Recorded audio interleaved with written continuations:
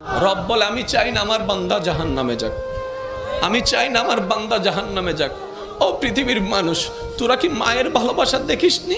বাবা যখন মারতে মারতে তোকে বিছানায় শোয়াই ফেলেছে, বাপ বন্ধ করে দিয়েছে তোর অন্যায়ের কারণে, তোর মাটা তোর জন্য 2 বেলা ভাত খাই নাই, 3 বেলা ভাত খাই নাই, 4 বেলা ভাত খাই নাই। তোকে মারতে যখন নিয়েছে, তোর মা এসে তোর পিঠের উপর এমন ভাবে তোকে জড়াই ধরেছে, তোর বাবার প্রত্যেকটা আঘাত তোর পিঠে পড়ার যেগুলা তোর মা এই পিঠের মধ্যে আপন করে নিয়েছে, সন্তানের গায়ে আঘাত দিতে দেয় নাই। ও মা, তোর কাছে এত মায়া কেন? ও মা, তোর কাছে এত ভালোবাসা কেন?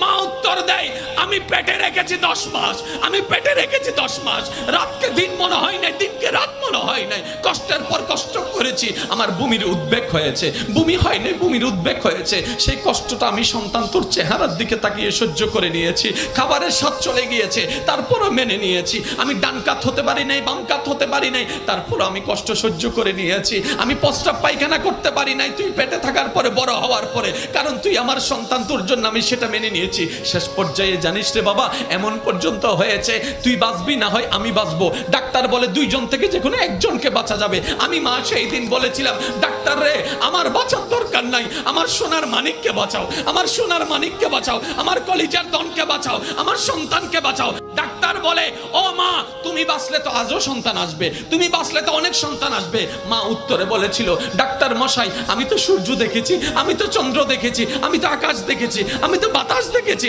আমি তো দুনিয়া দেখেছি। আমার বাবা আমার মা কিচ্ছু দেখে নাই, আমার সন্তান কিছু দেখে নাই, আমার কলিজা কিছু দেখে নাই। আমি মা নিজে বাঁচার জন্য পাষাণের মতো সন্তানকে মারতে পারবো না, সন্তানকে মারতে পারবো না, সন্তানকে মারতে পারবো না।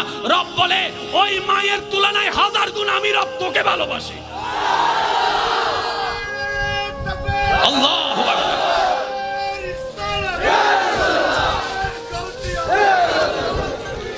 আল্লাহ ও গো আল্লাহ, ক্ষমা করে দাও, মাফ করে দাও। আল্লাহ ও গো আল্লাহ, ক্ষমা করে দাও।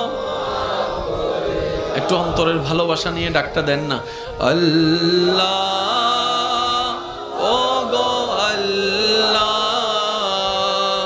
ক্ষমা করে দাও। জীবন মোদের এই যতদিন থাকিবে, সুপথে চালাও, মাফ করে দাও। আল্লাহ ও গো আল্লাহ, ক্ষমা করে দাও। সবাই একবার বলেন আমিন। শেষ করেন ভাই, আমরা এমন রবের বান্দা যার দরবারে কিচ্ছুর কমতি নেই, কিচ্ছুর কমতি নাই, যা চাই আমরা সব আছে। পাই না কেন জানেন? চাইতেও জানি না। অনেকে বলে রবের কাছে চাইছি, রব দেয় না, তাহাজ্জুদ পড়ে চেয়েছি, দেয় না।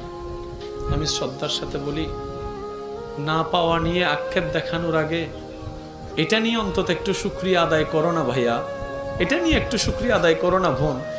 এত অপরাধ করছি রবের জমিনে দাঁড়িয়ে, তারপরে যে রব আযাব দিয়ে ধ্বংস করে দেয় নাই আগে, সেটার তো একটু শুকরিয়া করো। আমরা যেরকম চাওয়াটাকে পাওয়ার রূপ দিতে চাই, চাবো তো পেয়ে যাব, ঠিক তেমনি ভাবে যদি গুনার কারণে সাজা দিত রব, একজন মানুষ এখানে টিকতে পারতাম না। একজন এই আমাদের যত গুনাহ আছে এগুলা যদি দুর্গন্ধ হতো, আজকে কারো পাশে কেউ বুঝতে পারতাম না। যদি এই গুনাহগুলার কারণে চেহারা বিকৃতি হয়ে যেত, অঙ্গ বিকৃতি হয়ে যেত, কেউ কারো সামনে চেহারা দেখাতে পারতো না। রক্ত সেই রহমান যিনি সত্তার হয়ে সমাজে আমাদের মান সম্মান রক্ষা করার জন্য সমস্ত গুনাহগুলাকে চাদরের ভিতরে আড়াল করে আমাদেরকে সম্মানে রেখে দিয়েছেন। কখনো আফসোস দেখাবেন না রবের প্রতি, কখনো না। শুধু বলবেন, মাওলা তুমি যতটুকু দিয়েছো আমাকে আলহামদুলিল্লাহ বলার একটু সুযোগ দিও। মওলা তোমার কাছে আমি না চাইতে অনেক পেয়েছি, আমি চোখটা চাই নাই, তুমি দিয়েছ। মওলা তুমি দিল আলহামদুলিল্লাহ, না দিল আমি তোমার কাছে শুধু এতটুকু চাই, আমি যেন সর্বদা তোমার শুকরিয়া আদায়কারী বান্দা হয়ে থাকতে পারি। মওলা সে তৌফিক দাও। সবার মনে যে অশান্তি বিরাজ করছে, আপনি জানেন এই অশান্তির ওষুধ শুধু একটাই, দিলটাকে সজ্ঞানে স্বইচ্ছায় রবের দরবারে স্যারেন্ডার করাই দেন, ঝুঁকাই দেন। এই ছাড়া শান্তি পাওয়ার দ্বিতীয় কোনো রাস্তা নাই, রাস্তা নাই, রাস্তা নাই। হুয়াল্লাযী আনজালাস সাকিনাতা ফী কুলুবিল মুমিনিন। তো জানাটার পাশে বুঝাটাকে অ্যাড করেন। আপনার চাইতে সফল আর কেউ হতে পারবে না, কেউ হতে পারবে না। আরে রহমানের বান্দারা যদি সফল না হয়, হবে তো হবে কারা? রহমাতুল্লিল আলামিন নবীর উম্মতরাই যদি সফল না হয়, হবে তো হবে কারা? কোরআন পানেওয়ালা, হাদিস পানেওয়ালা যদি সফল না হয়, হবে তো হবে কারা? ইন্নাদ্দীন ইনদাল্লাহিল ইসলাম পানেওয়ালা যদি সফল না হয় আমরা, হবে তো হবে কারা? যদি হওয়ারই কারো অধিকার রাখে, একমাত্র আমরাই পারবো হতে। পারছি না কেন? আমরা নেওয়ার মতো নিতে জানি না, গুরুত্ব দেওয়ার মতো গুরুত্ব দিতে জানি না। এবার আসুন, প্রত্যেক নবীর উম্মত রবের বান্দা। আদম নবীর উম্মত রবের বান্দা, মুসা নবীর উম্মত রবের বান্দা। এবার আমি আপনাদেরকে একটা প্রশ্ন করব, আপনাদের যার যেটা জানা আছে আপনারা আমাকে সেটা উত্তর দিবেন। এই পৃথিবীতে কি আমরাই প্রথম, নাকি আমাদের পূর্ব অনেকে আসছিল? আচ্ছা, অনেক নবী আসছিল। নবী যেহেতু এসেছে, ওই যুগের বান্দারা নবীর উম্মত হয়েছিল। আমরা যেমন রাহমাতুল্লিল আলামিন নবীর উম্মত, এটাই আমাদের পরিচয়। এই ধরাতে, এই সূর্যের নিচে একটা সময় এক গ্রুপ ছিল যাদেরকে বলা হতো মুসা নবীর উম্মত, কাউকে বলা হয়েছিল ঈসা নবীর উম্মত। যেভাবে আমরা থাকছি ওনারাও হয়তো সেভাবে থেকেছে। স্টাইলটা ভিন্ন ছিল, দেশটা ভিন্ন ছিল, রংটা ভিন্ন ছিল, ভাষাটা ভিন্ন ছিল, সবাই তো রবের বান্দা। এবার আমি আপনাদেরকে একটা প্রশ্ন করি ভাইয়েরা, সজ্ঞানে সবাই উত্তর দিবেন। আগের যুগে যতজন বান্দা নবীর উম্মতরা ছিল, তাদের জন্য আমাদের মতো ঠিক কিছু বিধান, আদেশ, নিষেধ ছিল কি ছিল না? আওয়াজ আমি পাইনি। আদেশও ছিল, নিষেধও ছিল। আগের যুগের বান্দারা, নবীর উম্মতেরা আদেশ অমান্য করলে গুনাহ হতো, যেভাবে আমাদেরটাও হয়, গুনাহ হতো। আল্লাহ পাক রব্বুল আলামিন সবাইকে ওয়ার্নিং দিয়েছেন। কয়বার? একবার, দুইবার, তিনবার ওয়ার্নিং দেওয়ার পরেও যদি তারা নিজেদের ভুলগুলাকে তওবার মাধ্যমে না শুধরাই নিয়েছে, আল্লাহ পাক তাদেরকে আসমানি আযাব দিয়ে, জোরে বলেন, ধ্বংস মানি শেষ নাই, বিলীন বিলীন, ডেস্ট্রয়। কিসের কারণে? গুনার কারণে। কিসের কারণে? জোরে বলেন, কিসের কারণে? আল্লাহর হুকুম অমান্য করলে গুনাহ হয়, তাহলে গুনার কারণে তারা ধ্বংস। এবার আমি একটা প্রশ্ন করতে চাই আপনাদের সবার বিবেকের কাছে, আপনারা উত্তর দিবেন। আগের যুগের বান্দারা বেশি গুনাহগার ছিল নাকি আমরা বেশি? আরেকটু জোরে।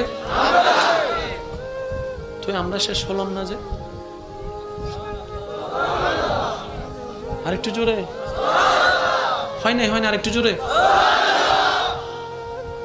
আগের যুগের বান্দারা, নবীর উম্মতরা যখন আল্লাহর আদেশ অমান্য করে নিজের মন মতো জীবন যাপন করতে শুরু করলো, আল্লাহ তাআলা তাদেরকে একবার ওয়ার্নিং দিয়েছে, ফেরত আসো, ফেরত আসো, ফেরত আসো, ফিরে আসো। দ্বিতীয়বার ওয়ার্নিং, ফিরে আসো। তৃতীয়বার ওয়ার্নিং, ফিরে আসো। যারা এসেছে, যারা এসেছিল, তারা রহমতের মাধ্যমে মুক্তি পেয়ে গিয়েছে। আর যারা আসেনি, কেউ নূহ আলাইহিস ইসলামের ওই সময়ের প্লাবনের মধ্যে পানিতে ডুবে শেষ হয়ে গিয়েছে, কেউ বা লূত আলাইহিস সালামের সময়ে আসমান থেকে আগুনের বর্ষণ হয়ে ধ্বংস হয়ে গিয়েছে। কেউ বা বানরের রূপে রূপান্তরিত হয়েছে, কেউ বা এই রূপে, কেউ বা ওই রূপে। কেউ পাথর হয়ে গেল, কারো ধ্বংস হয়ে গেল, কারো পানি উল্টাই গেল, কারো জমিন উল্টাই গেল। কোনো না কোনোভাবে একবার, দুইবার, তিনবার ওয়ার্নিংয়ের পরে সব কিছু আল্লাহর পক্ষ থেকে ডেস্ট্রয় হয়ে গিয়েছে। যেটা ডেস্ট্রয় হয়েছে, ধ্বংস হয়েছে, সে জাতির কোনো নাম নিশানা নাই, সেই এলাকার কোনো নাম নিশানা অস্তিত্ব তেমন আগের মতো নেই। ওইটা আর উর্বর জমি বলা হয় না, সেটাকে আযাবের জমি বলা হয়, আযাবের জমি বলা হয়, সাজার জমি বলা হয়। এবার আসমান প্রশ্ন করে, মওলা 2022 সালে যারা আছে ওরা আগের গুলার চাইতে 10 ডবল গুনাহগার। আমি আমার কথা বলছি, আপনি আপনারটা বলুন। কিরে? আসমান বলছে, মওলা আমরা তো দেখেছি লূত আলাইহিস সালামের উম্মতকে অবাধ্যতার কারণে তুমি কিভাবে ধ্বংস করেছো। আসমান বলে আমি দেখেছি, সূর্য বলে আমি দেখেছি, চন্দ্র বলে আমি দেখেছি। মওলা জমিন বলে আমি তো নিজে দেখছি। অবাধ্য যারাই হয়েছে তোমার গজবের শিকার হয়েছে, গুনাহ যারাই বেশি করেছে তারাই গজবের শিকার হয়েছে। এবার আমরা যখন দুনিয়াতে বিচরণ করতে লাগলাম, তাদের যুগে ফেসবুক ছিল না, আমাদের যুগে ফেসবুক আছে। তাদের যুগে ইউটিউব মেসেঞ্জার ছিল না, আমাদের যুগে ইউটিউব মেসেঞ্জার আছে। তাদের যুগে ইন্টারনেট ছিল না, আমাদের যুগে ইন্টারনেট আছে। মূল কথা যেটা বলতে চাচ্ছি, তাদের গুনাহ করাটা যত কঠিন ছিল, আমাদের গুনাহ করাটা তত সহজ হয়ে গিয়েছে।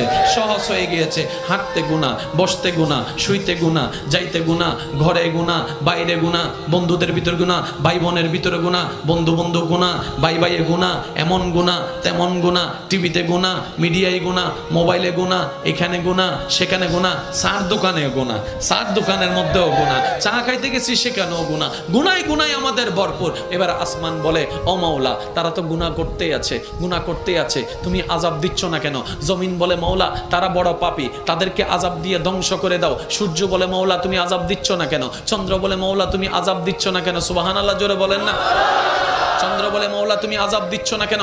মঙ্গল গ্রহ বলে, মাওলা তুমি আযাব দিচ্ছ না কেন? জিব্রাইল বলে, মাওলা ধ্বংস করে দাও না তাদেরকে। পাপ তো এমন পর্যায়ে চলে গিয়েছে, সন্তান পর্যন্ত মা বাবাকে হত্যা করতে দ্বিধাবোধ করছে না, হত্যা করতে দ্বিধাবোধ করছে না। বউ রেখে 3-4টা মেয়ের সাথে পরকীয়া করতে দ্বিধাবোধ করতেছে না। জেনার উপর জেনা করে যাচ্ছে, প্রেমের নামে জেনা করে যাচ্ছে মাওলা, সুদ করে যাচ্ছে, ঘুষ করে যাচ্ছে মাওলা। অন্যায় তো বেড়ে যাচ্ছে, পাপ তো বেড়ে যাচ্ছে, আদেশ অমান্য তো বেড়ে যাচ্ছে।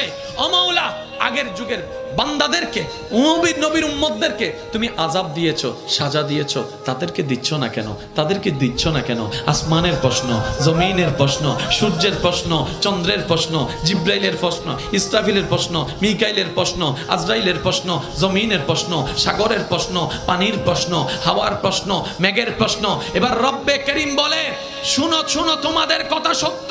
আগের যুগের যারা আছে তাদেরকে আমি আযাব দিয়ে ধ্বংস করে দিয়েছি, অমান্যতার কারণে, বেয়াদবির কারণে, গুনাহের কারণে, বেয়াদবির কারণে, গুনাহের কারণে, পাপের কারণে। কিন্তু এই জগৎ থেকে, এই জাতিকে আমি রব ধ্বংস করব না, কারণ মুস্তাফা নবীকে আমি ওয়াদা দিয়েছি, কথা দিয়েছি, কথা দিয়েছি, কথা দিয়েছি। কোরআন ডাক দিয়ে বলে, কোরআন ডাক দিয়ে বলে, কোরআন ডাক দিয়ে বলে, ওয়ামা কানাল্লাহু লিউআযিবাহুম ওয়া আনতা ফীহিম। ও রাসূল, যে জমিনে আপনি শুয়ে আছেন, যে জমিনে আপনি আছেন, আমি কেমনে আযাব দিতাম? তার মানে গুনাহ করার পরও আমি আযাব দিচ্ছি না, ধ্বংস করছি না, শুধু আপনি নবী মুস্তাফার কারণে। আল্লাহু আকবার।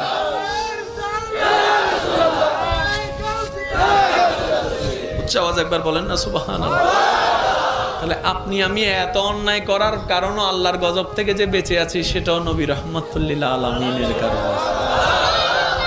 এছাড়া দ্বিতীয় কোনো কারণ দেখি আপনার যোগ্যতায় থাকলে আপনি দেখান, আমি আমার যোগ্যতায় থাকলে দেখাই। হাইলে গড়া সিডিং একা হতা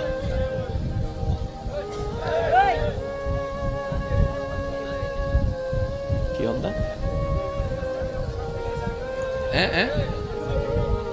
ন দেহের দে